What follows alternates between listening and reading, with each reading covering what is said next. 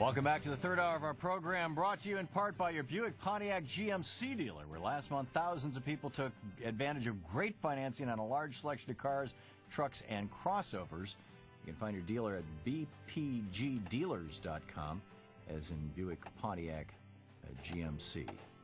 And right now, Bill Greider is with us. He writes for The Nation, very frequently, thenation.com, and he's got a new book out called Come Home, America, The Rise and Fall and Redeeming Promise of Our Country. It's just out in hardcover. He's, of course, the New York Times bestselling author of Who Will Tell the People and many other great works. Bill, welcome to the show. Thanks, Tom. And many of your writings over at thenation.com. Come Home, America, the premise of the book.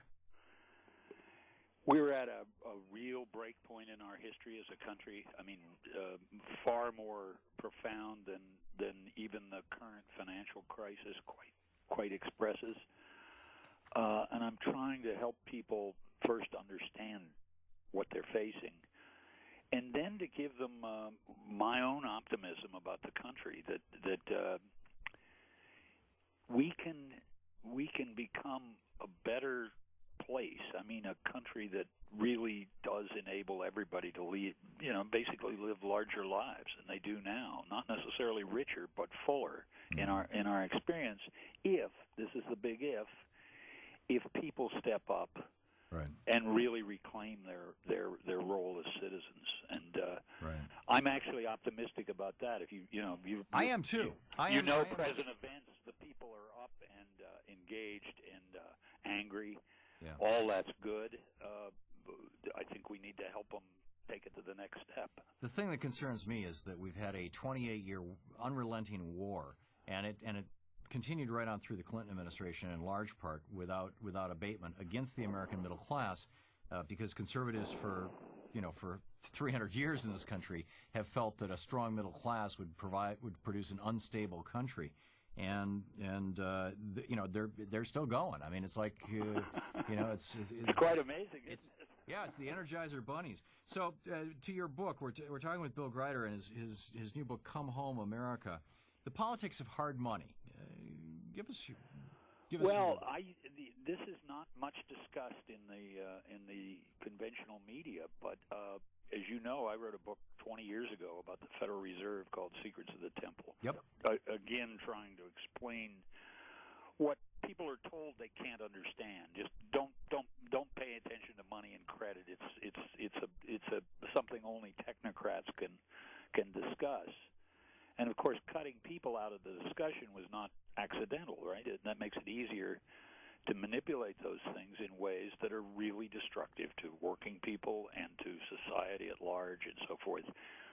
The last generation, we have gone through a quite different experience with the Fed. It tipped hard to the right.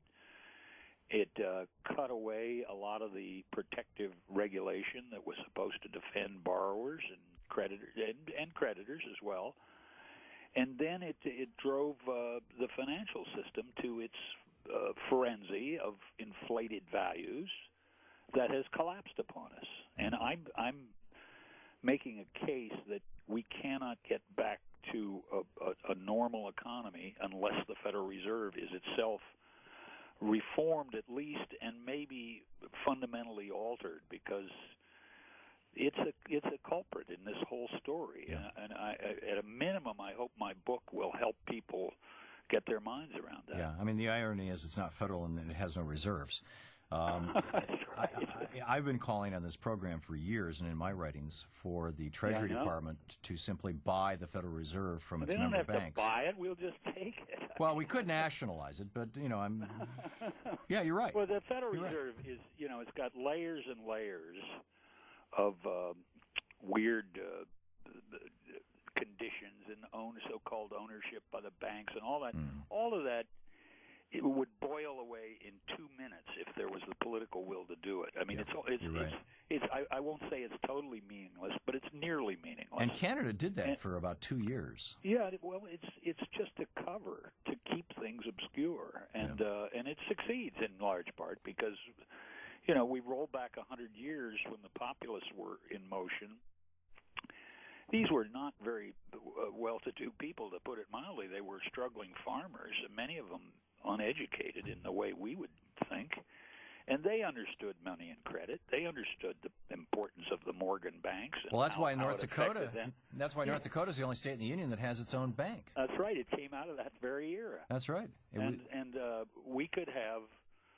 I'm not for eliminating the private banking system, but I think if we began creating cooperative and state-owned banks that said, look, we're not in this to get rich. We're in this to provide banking and financial services to commerce and people who need them and so forth. And we'll just do that. And the public isn't going to lose any money at it. No, it's working. But we're not going to use the sort of usurious lending practices which our system has been allowed to use in the last 25 years. Right. The Bank of North Dakota has been offering loans to farmers, which is what it was originally incorporated for over 100 years now, at an average of around between 1% and 2% interest, and it's consistently profitable for the state because they don't have to pay a CEO a $1 million salary. They don't have to skim money off the top for shareholders. Yeah. Anyway, there's so much more in your book. We're talking with Bill Grider. Come Home America: The Rise and Fall and Redeeming Promise of Our Country, his new book. And you talk about the next war, the end of the conservative era, the machine politics. These are some of your chapter titles, and I'd like you to just, in the 3 minutes or so that we have here, to touch on those topics, if you could. Well, the machine politics is the corporation. They have replaced the old urban machines, which some of us remember. Boss Tweeds. The Boss Tweeds, but some of those urban machines actually were pretty close to people. When as a young reporter years ago, I walked the wards with the so-called ward healers, and these were not distinguished political figures. They were just guys in the neighborhood who maybe had a public job, and for the party they went door to door and just talked to people. Yeah. Can you imagine a political party doing that today? It would be regarded as ridiculous. Well, it was Howard Dean was pushing for that. That's right, he did. No, he it worked. Was trying to reawaken that spirit, and I think he's made progress. But the machines now are the corporations, and individually and collectively, they have basically a veto power over any serious fundamental reform that people might want and politicians might try to push through. Now, we're going to see this tested this year, obviously, as the Obama administration tries to do health care reform. And I'm ever hopeful, but we know what he's up against. Insurance, drugs, medical technology producers like General Electric, big employers who either want the government to take off their costs or give them a better tax break, or all of the games that will be played. It's a real labyrinth, and I'm in that sort of small but vibrant school that says, let's do it right. Yeah, I agree. Let's go.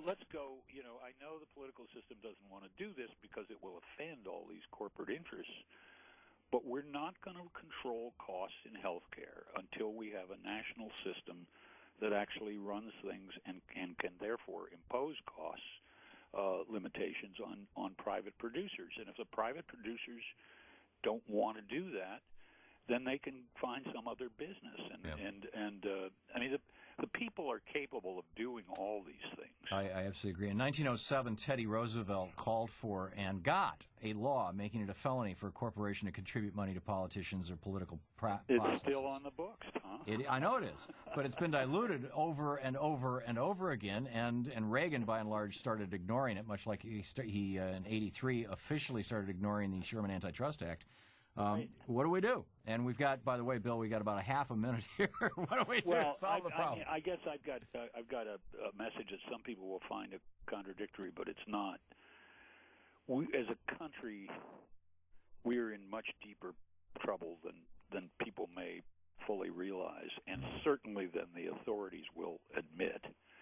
And that's why I believe what's unique in our situation is that the two political parties, the format of politics, the media that tells us what's happening supposedly, all those interests are in the way, and only people can dislodge them. Yeah. So I urge people to think about that. We need a mass movement from the ground up, and Come Home America, part of the documentation of how to make that happen. The Rise and Fall and Redeeming Promise of Our Country by William Greider, Bill Greider, thenation.com as well. Bill, thanks a lot for dropping by. Yeah, thank you. Great See talking you. with you. Bye. We will be right back, 16 minutes past the hour.